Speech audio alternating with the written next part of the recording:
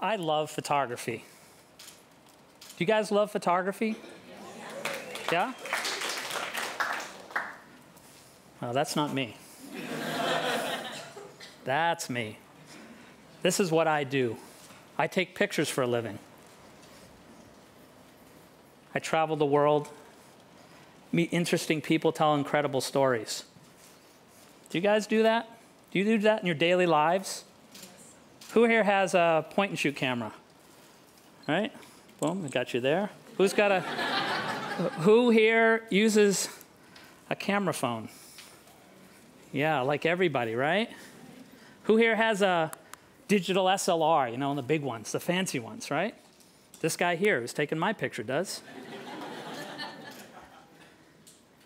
You are all part of what I'm calling the lost generation. What is the lost generation? I'll tell you about it in a minute. But first, let me ask you a series of questions. Do you love your spouse, your boyfriend, your girlfriend, whatever? Do you love them? Do you take pictures of them? Do you find moments in your life that you just say, I've got to shoot this picture? And I'm not talking just about, you know, what you ate for dinner that night. I mean real moments in your life, right? Places you've been, experiences you've had, things you've seen, people you've met. These are moments of my life that I'm sharing with you because I like to tell stories about my pictures. But do you love your children? You like these kids right here? Love them. Love them to death, right? Do you shoot pictures of them? All the time. I know. The middle one actually grew up to go to Stanford. These are my triplets, Emma, Connor, and Haley, 10 years ago. And in storytelling, you want to be able to have a progression. Here they are at 21, McGill, Stanford, Boston University. We'll be taking a collection for me at the back.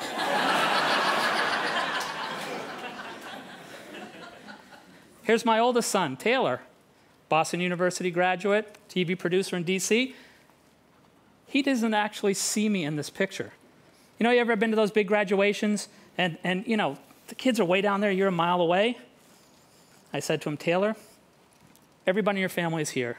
When you come walking in, we'll be up there, just turn and wave. I said, it cost $100,000 for that wave. He never saw us, but I got the picture. Right? There are moments in your life. Little things, little times that you just go, you remember that? Do you love to travel? Yes. Who loves to travel? We all do. You've been to Venice, shot a full moon in Venice over the water. Been to Mali and shot pictures like this of boats that have been doing this for hundreds and hundreds of years. India, little kids praying before school. These are the things that I do. These are the places I go and the stories I like to tell. Tuscany, gotta love it. Borneo, tribal dancers performing. Do you marvel at sunsets like I do? Not just the typical sunsets, but on top of Mauna Kea, above the clouds, or in Greece. Just seeing a small sailboat at the very bottom of the picture frame how big our world really is. Sailboat races, Annapolis, Maryland, U.S. Naval Academy, where I used to live. Do you cherish the memories of your life? There are things you all have personal thoughts of, certain memories. These are some of mine. My first trip to Asia, I actually covered a presidential election. You don't see this in the United States like that, a presidential election. I mean, that was as close as I could get.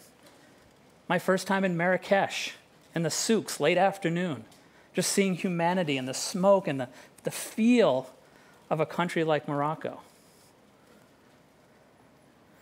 last year in Hawaii where out photographing this lava, I looked down, the bottom of my shoes were smoking, and I burned off the legs of my tripod. I was this close to that lava, but it was an incredible moment. It was a moment in my life. Or working as a photographer in Washington, D.C., seeing some of the most amazing fireworks in the most amazing city in the country. But do you delight in serendipity, the little things that just happen?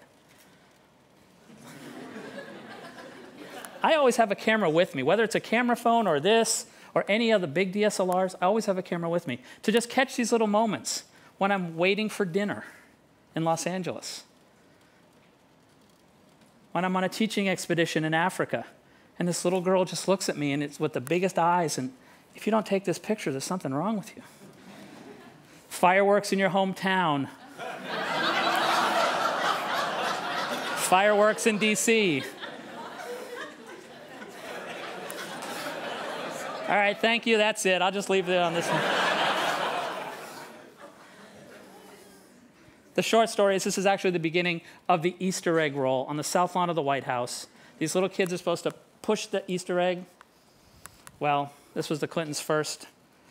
The kids fling the Easter eggs, and they went flying over their heads.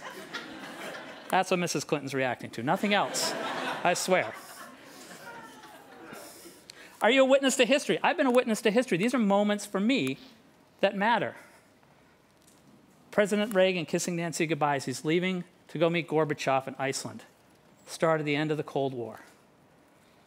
Boris Yeltsin standing upright with President Bush. Early morning as they're bringing in helicopters and jets and things into D.C. for the Desert Storm celebration. Presidential walk during the inauguration, Bill Clinton's first. George Bush campaigning for president. Bringing home deceased American servicemen to Dover Air Force Base.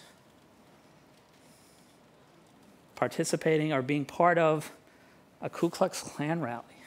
As a journalist, you do some things you don't want to do, but you go and you make pictures like this, and it helps at least tell stories for people. But what if all of those memories went away? That you just lost it all? Think about it. Hurricanes, fires, accidents. We can lose pictures. You can be part of this lost generation, because if I leave this here on the stage tonight and go home, I lost a lot of my memories. If I lose my phone in a cab, I leave it in a cab, I've lost those memories.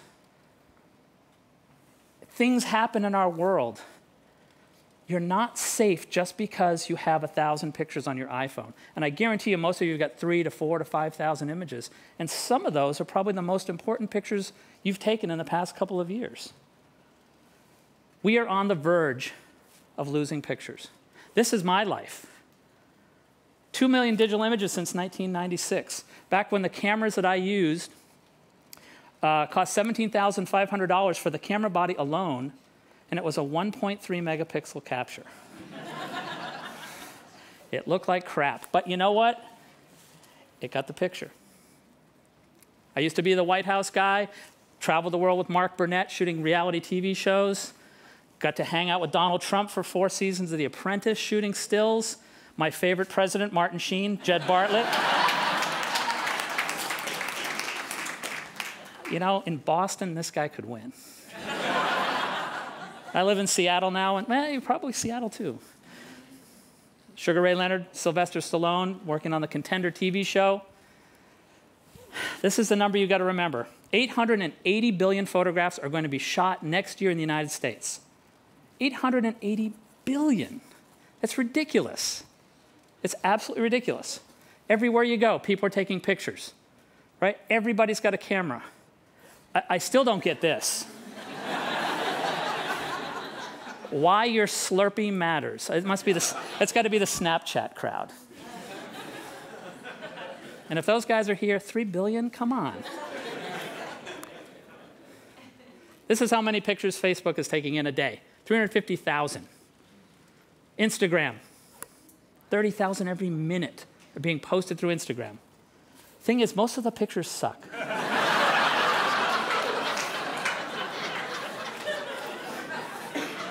And that's my picture. But you know the difference between a professional and an amateur photographer? The pros only show you the good ones.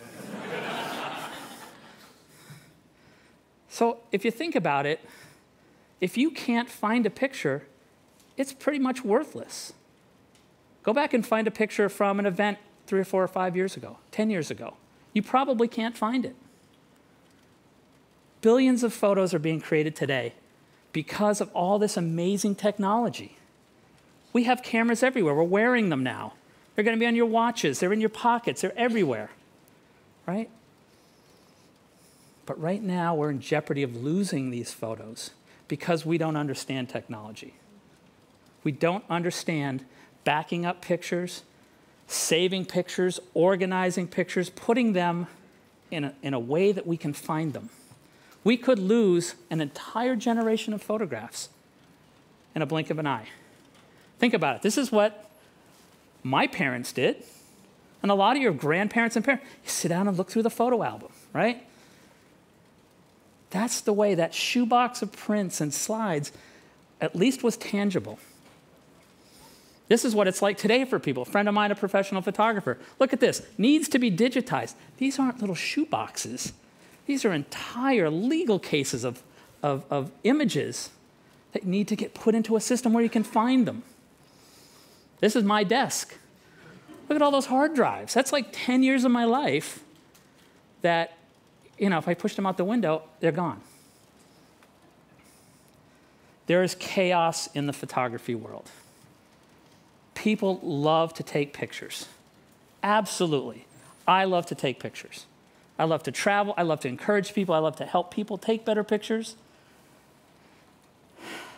But we're on this precipice of losing so many of our memories. So many of our memories can just be wiped out, a power surge to a hard drive.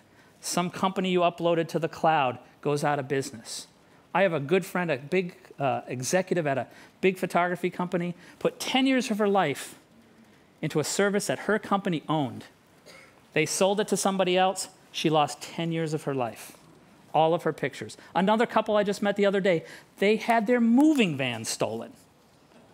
Not just with the prints and their computers, every memory they had was gone because somebody stole their moving van. These are the kind of pictures that are out there. This is what I do. You all take pictures. You all have memories. You're doing things like you should. You're experiencing life. And where we're going now, it's not going to get any better. It's going to be billions and trillions of photographs being taken, and you'll start to forget what you even have. We have got to find ways to help all of you organize your pictures, make them searchable. And I don't mean just with Google. I mean at your house, sitting there with your camera phones and your DSLRs and your computers, all working together to be able to let you tell stories. You should be able to tell me, pick a city, right? Marrakesh, I've been there 5 times. Show me Marrakesh over the last generation. I should be able to do that. I can't. So I am now on a crusade. I am on a crusade to get people to help me organize photographs, not to give them to me, but to help you at your home, right? At your work. Organize your pictures, organize your memories. This is what you need to do. Get your memories off all your old computers and devices. Every time you get a new iPhone, what happens to the pictures from before? Especially if you just traded them in and you haven't backed them up with PhotoStream or iPhoto or something else, right? Back them up in multiple locations. This is a big one, right? I have pictures at my house backed up, 3rd copy at my office. My house burns down. At least I still have those pictures. I have my memories of my kids, of my life and places I've been. Organize your photos into one central place. Don't have them just on your phone or don't have them just on your computer. Move them all in together. Get your pictures off of social media sites. They're wonderful, great way to share, but get them back inside, back to your personal life. Don't just leave them out there. Get copies, bring them back in. And put photos into stories.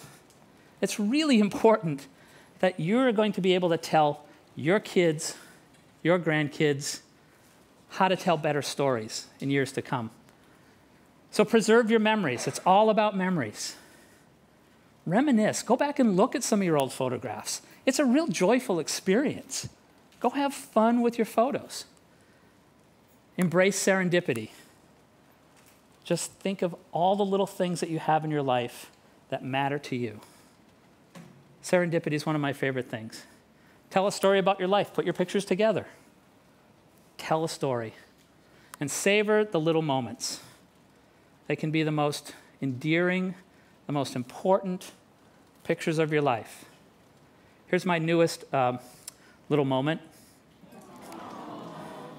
She is 4 weeks old today, Viola Grace Gilbert, and I'm looking forward to when she's a teenager and she keeps saying, "Dad, let's go hiking. I love the fall colors."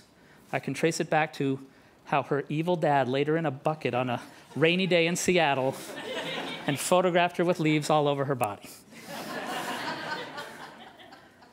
Generations to come will thank you if you organize, if you get your pictures together and tell stories. Thank you very much.